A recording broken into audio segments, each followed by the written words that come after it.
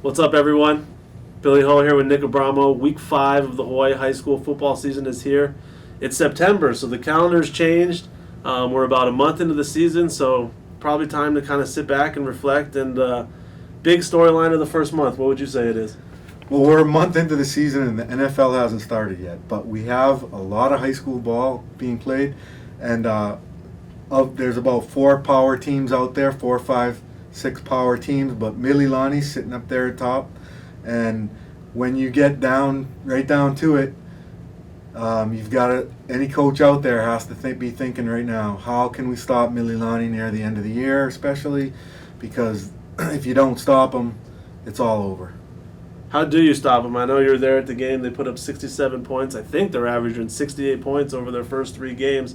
I saw St. Louis play Saturday, and I was thinking, if they played Mililani, it'd be a shootout. And so do you think teams are going to be able to win a shootout against Mililani, or do you at least have to try to stop them a little bit? It's going to be very hard to win a shootout against Mililani. Not impossible. St. Louis has that capability. Punahou might have that capability, but Punahou lost to them in the state final last year in a shootout. My thinking is that they would have to stop Mililani 3, 4, 5 times in the game, hold them to 20, 25 points, and hope to put up 30.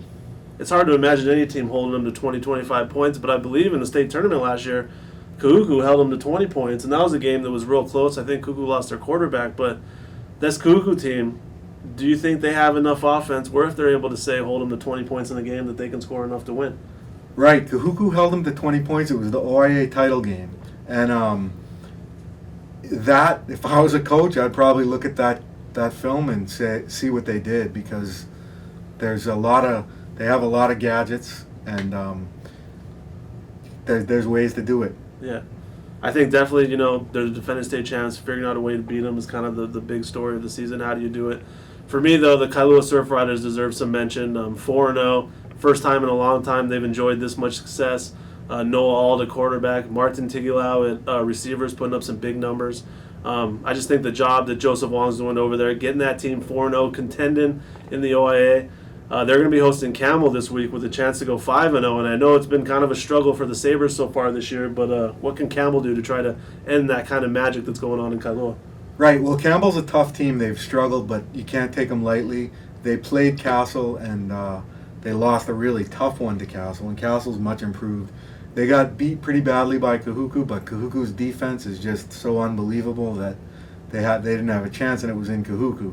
Campbell is a team to watch out for as a spoiler now.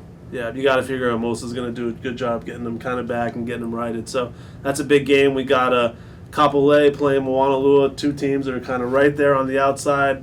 I think that's kind of a big game. Whoever loses that game, I think it's going to be a tough spot. We'll see if the quarterback from Honolulu is going to be coming back. Kalakai Ewan's been great so far, so hopefully he's getting healthy. But, the big games this weekend are on the mainland. Punahou is going to California to play Del Oro, and Mililani's obviously going to Las Vegas to play Liberty. So going to be another exciting week. Thanks for watching. Nick Abramo. I'm Billy Hull. HawaiiPrepWorld.com, Star-Advertiser.com.